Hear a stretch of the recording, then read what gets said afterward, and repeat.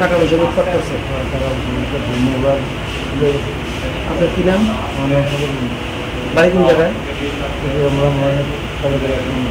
কটার সময় গেছিলেন আপনি? কোন জায়গায় হয়েছে ঘটনাটা?